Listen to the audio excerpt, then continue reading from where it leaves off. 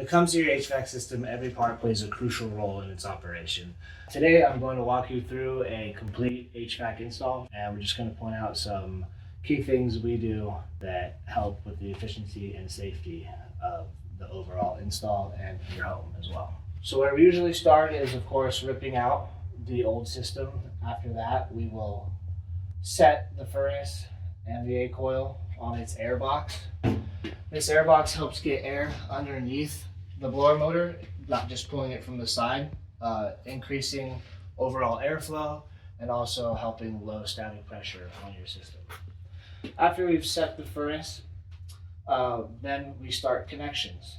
First, we'll start with the steel conduit on the master on and off switch. The steel rigid conduit is just more durable and also has a nicer look to it than plastic.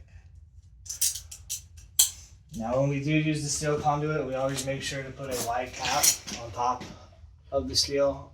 By doing that, it brings us up to code. When it comes to the master on and off switch of the furnace, this is also a code requirement on every system install, just in case the homeowner feels like something is going wrong in any way, they can cut power to it and everything's shut off. Moving on to the gas valve, one of the very important connections to the system. It's very important that this is labeled during the installation, just in case anything happens in the house where a gas leak is present. You can come off over here and close that to cut off all gas leading to your unit. Having a fully labeled system is essential.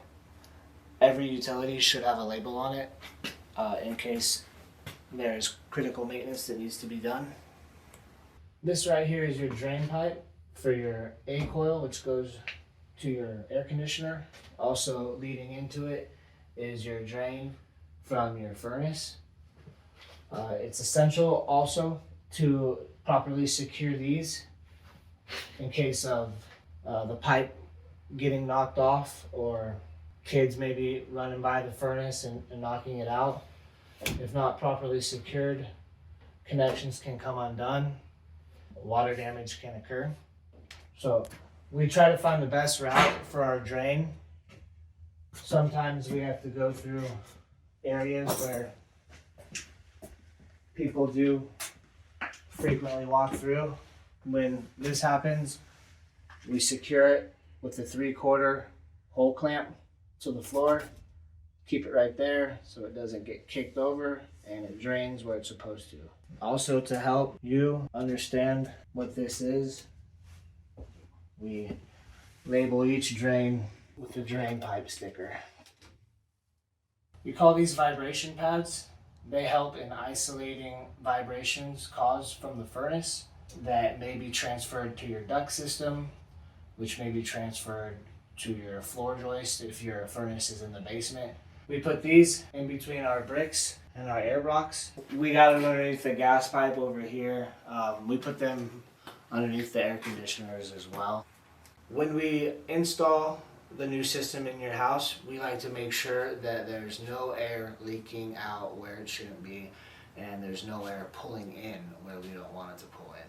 So when it comes to the foam gasket, we place it in many different areas while doing the install.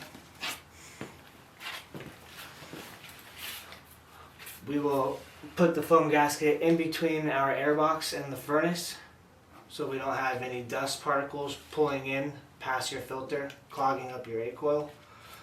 We also will put the foam gasket in between your air filter box and your return, also between your filter and your furnace.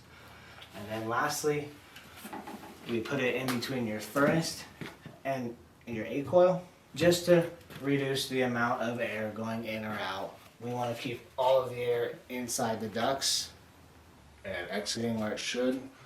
All these components that go into an HVAC install play a big role in your heating and cooling system's efficiency and help extend its lifespan.